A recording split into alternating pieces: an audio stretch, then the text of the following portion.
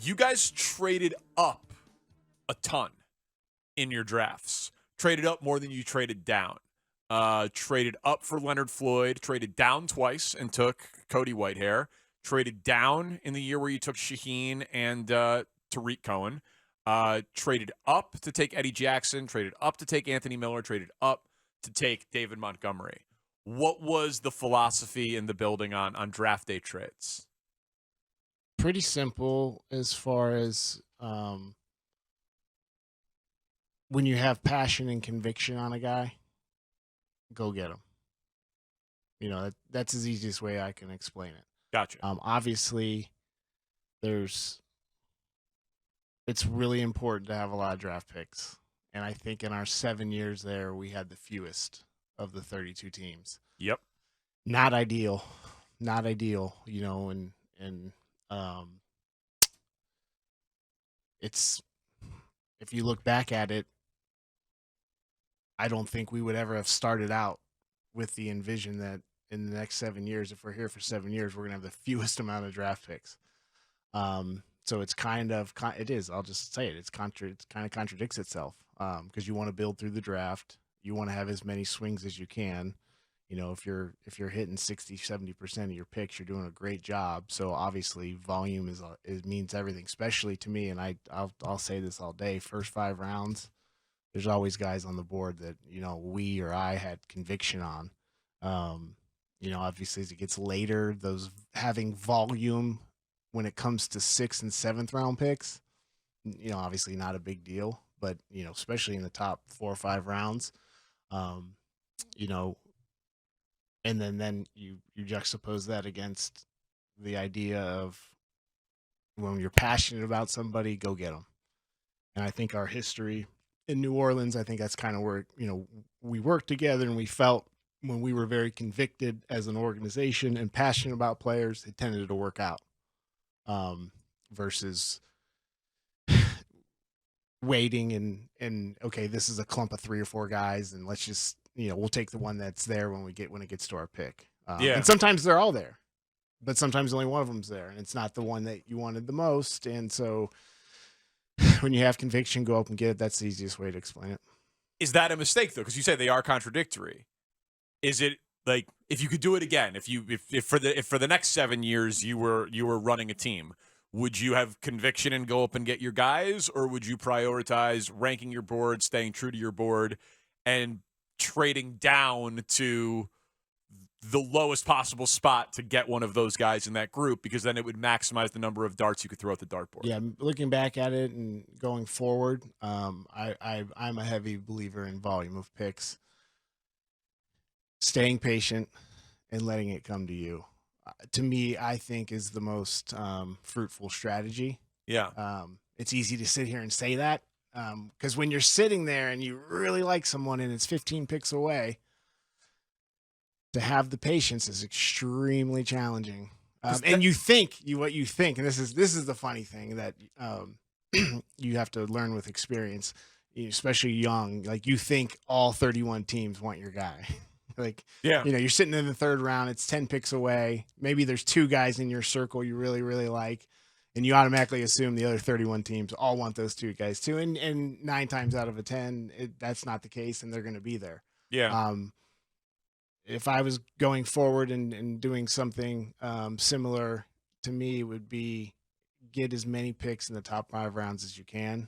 And if you're, you know, I'm not necessarily saying trade down as a philosophy, but just be patient and let it come to you. I mean, because some of the trade-ups worked, right? Sure. I'm not saying they all did, but it was a criticism at the time, and I love the league so much. I think a lot of people love their team, but I love the league so much. It was what you guys did was counter to the majority. Would you say that's fair? Yes, very fair. Right? And so I always wondered where the cynic in me was that you guys had like a smaller draft board. That you guys had, you know what I mean? That we have to get our guys, and we don't have as many guys that we like, and we're not willing to play the numbers as much. Because I understood I told you last time, I defended you guys trading up from 3 to 2 for Mitch. I would not have taken him, but I understood it completely because it was like, I'm buying insurance on a Ferrari. It's a quarterback. I got to make sure I got my guy. It's a quarterback. But when it's the 4th round and you're trading up for a running back or a safety coming off a broken leg injury, even though both David Montgomery and Eddie Jackson have worked, I was like, man, you're giving up picks to move up for non-premium position. You know what I mean? Like that always concerned me because, again, it was just fewer bites at the apple. Yeah, those 3, when I think of, and I'm picking. I know those ones worked, right? When I think back to those 3, David, Tariq, and Eddie Jackson. Yeah. Yeah, there was a lot of passion and conviction on those 3 guys. That doesn't surprise. Honestly, I wouldn't even have known before you said it that we traded up for all 3 of those guys. Really? I remember obviously with David. I don't remember specifically with especially in the 4th round, like actually trading up to get him. The Eddie Jackson one, you moved from 117 to 112. It was a very small move for sure, and we had big grades on Eddie Jackson. You know that Eddie Jackson was there for one reason. The leg injury. Durability. Yeah. Because that dude is a baller free safety. Yeah. You know, and he was awesome in college. Get a guy that can touch the ball like that on the other, on defense and turn it over. For us, it was something we really set out to from the very beginning. In 2009, we hit gold on a free agent signing, and Darren Sharper led the league in picks that year, 9 interceptions. Really helped our defense. We won the Super Bowl that year. We really wanted to get a guy that could get his hands on balls like that, and Eddie was the dude, and so glad we made that pick, and so glad he was still there. I was shocked that he was still there in the 4th round. Do you ever do because fans do it, do you guys ever do, like, when the picks you trade away, what they end up using them for? Because in the year you took Tariq Cohen, one of the picks that was traded away ends up being used to draft Alvin Kamara. Wow. Yeah, he's pretty good. Yes. Nice job, Josh. I think a lot of times I'm just wondering if that's something that you guys do in the diagnosis of it. Like, I'm not throwing at you as like a spike the ball. No. I mean, it's absolutely something that fans and talk radio hosts do. I'm wondering because obviously similar types of player. Obviously, Kamara is bigger and he's drafted higher and all of that. But fast receiving out of the backfield types. I'm curious if that's something that you guys do in your analysis of your draft after the fact. I think more looking at, the picks that we trade or when we acquire picks, what did that help us get? That's more of the evaluation. Not so much we traded a 4th round pick. No, we traded a 4th round pick and here's a great example. Khalil Mack trade. I was going to ask you about this next. Khalil Mack trade. Yeah. This is all Joey Lane and Ryan Pace. It was imperative that we get that 2nd round pick in 2020 back from them. That was huge. So we would still have 2 picks in the first 2 rounds in 2020. It had to be, because giving up 2 first round picks is really hard to do. And for a non-quarterback. Exactly. When you can get a 2 back, that got us Jalen Johnson. If you walk out of a draft and say you got Jalen Johnson in the 1st round and Cole Kmet in the 2nd round, you're happy. It's a double. It's not a grand slam.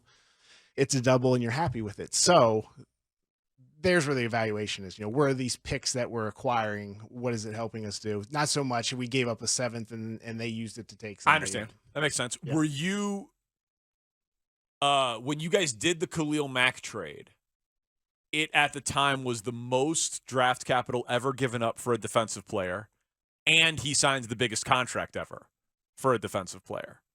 So, I mean, it was by far the biggest investment in the history of the NFL at the time in a defensive player. Aware of that?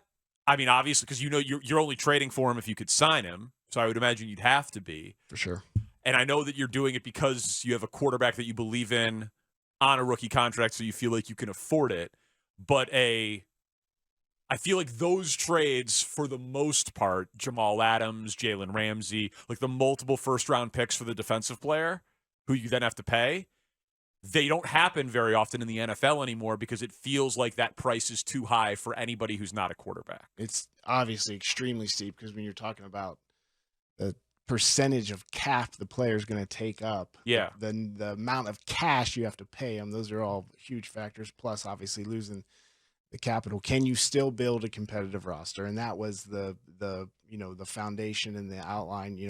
When you're talking through that trade, we know where you're still weak, where the voids are. The future picks. The future cap situation, and we were confident that it wasn't going to deter us from building a good enough roster to win a Super Bowl. And we were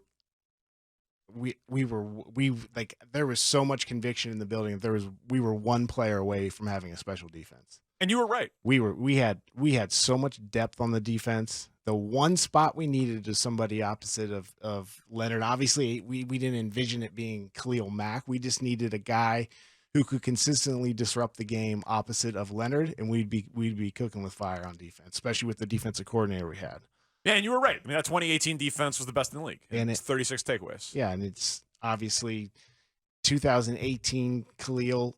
You make that trade all day, every day. The impact he had every week, we just didn't get it enough after 2018 for a lot of different reasons. And the QB didn't hit. Obviously. Yep. So looking back at it, obviously it's. I'm glad we did it. It was aggressive. That I think if you defined the 7 years we were there, we were very aggressive. We made some very aggressive moves. They all didn't work out, but we tried, and I'll never regret. Like, we never sat back with our hands, underneath our ass and just said, "Hey, let's just let all this stuff come to us. We're going to go and get what we want." And we were, and obviously it didn't all work out. We built a great defense. We just never could do it on the other side of the ball. I want to ask you about Caleb Williams and Drake May as it relates to Justin Fields. And also I'm curious about Roquan and Tremaine Edmunds and the different styles of play. So we got one more segment here with former director of player personnel Josh Lucas in studio. I've got a bunch of things for you here, but I don't want to lose the context, but I do want us to be quick. It's a very convoluted thing that I'm asking here, all right? We've got a few more things I want to get to. How good is Caleb Williams compared to quarterbacks that you've scouted? He would be at the very top of the list. I don't think I've seen in quarterbacks I've evaluated someone who can create offense and explosive plays on his own as consistently as he does. I would say physically, he's a little short. So if you start, okay, where are we concerned? He's a little short, not ideal. I think he's 6'1", 6'2". Play strength, size, love it. Runs through contact, strong. He is super instinctive as a passer and a runner. There's a play, everyone should go watch this play what defines the special instincts of Caleb Williams. First year, Oklahoma versus Kansas. It's a fourth quarter. They're up 5. I think it's 28-23. There's about 4 minutes left in the game. It's 4th and 1 on Oklahoma's own 46-yard line. They run a zone read. He hands the ball. He reads the end. He hands the ball to the running back. The running back gets stuffed immediately, is about to go to the ground. Caleb runs up to the running back, takes the ball out of his hands, and runs 3 yards for the first down, ice the game away. I've never seen any player have the mental wherewithal to go do that. So higher grade than Trevor Lawrence? Yes. Higher grade than Joe Burrow? Yes. Higher grade than Andrew Luck? This is from me. So I'm asking. Yeah. Yeah. Ryan Pace's right-hand man, director of player personnel, Josh Lucas, guy who drafted Mitch Trubisky over Pat Mahomes. Unemployed scout. Higher grade for Caleb Williams than Andrew Luck? Andrew Luck wasn't my responsibility. I didn't put a report and grade in on Andrew Luck. But you're talking about that kind of player where there are so few concerns that it's really hard to see how he won't be successful in the NFL. Versus the rest of this class, Texas, North Carolina, Michigan, Oregon, Washington. I haven't done Tulane yet. Excuse me if I'm missing anyone. Super talented quarterbacks. They all have very unique traits. They're all worthy of first round consideration, but they all have, there's glaring weaknesses where you're going to have some concern when you draft them. Is there a world in which the Bears get the number 1 pick from Carolina, but Fields has played well, where the Bears trade the draft rights to Caleb Williams to stick with Justin? Absolutely. Absolutely. There's a world. Now, he's got a lot of ground to cover in 12 weeks. Is it possible? Yes. Is it likely? Is it likely if they have the first pick? That's a great question. I would say if they have the first pick, it's based on what we know, and all we can do is what we've seen and what's happened. I would say it's unlikely that they would go with Fields, and I would say it's probably more likely that they would take a chance with a guy that with this kind of talent. I agree, and I agree. I love Justin, and I hope he balls out the next 12 games. It's a great position to be in. You hope you win going out, establish a culture of winning. You hope Justin plays at a high level, and you hope Carolina continues to play really poorly, and you have the first pick because it's worth gold, whether you use it on Caleb or you move or whatever you decide to do. It's a great scenario, great situation to be in for the franchise. Okay. What do you think about the idea of a guy that you were there for, Roquan, being traded for Tremaine Edmunds in this, like, not traded for, but we're trading Roquan for a second-round pick. We're letting them pay him, and then we're signing Tremaine Edmunds to a huge deal because he's more of a coverage guy, and Roquan's more of a tackler, and he's a better fit in this system, and we get a second-round pick for our trouble. I just have to be honest. Tremaine Edmunds is not better than Roquan in any facet of the game. He's not better in coverage? He's not better in coverage. He's not better in man coverage. He's not better in zone coverage. He's not as good as a blitzer, and he doesn't trigger the run nearly as well. Roquan's a top 5 inside linebacker. He's a blue player. He can take a good defense and make it great. Tremaine Edmunds is a solid player. That's my opinion on those two. That's a hard one for me to say. You're trading out and you're getting the same burn if you're spending the same money. Okay. How close were you guys to getting Russell Wilson? Not close. Not close. Not close. No, I never walked into the building one day and thought we were getting Russell Wilson. Not once. Did that meeting happen? What meeting? Wasn't there a meeting with Pace and Schneider at one of the games or the camps or what? Not that I'm aware of. Applebee's, wasn't it? Wasn't that the rumor? My perception of what Seattle did, and from being in the building, the little bit I know, I think Seattle just did a really good job with whoever was interested in Russell Wilson. You know, Chicago, New Orleans, whoever else was. I don't know who the teams were. I think they did a good job of not saying they're not going to trade him until the very end. So they just kept it going. I don't think they committed to not trading him to the last hour right before free agency started.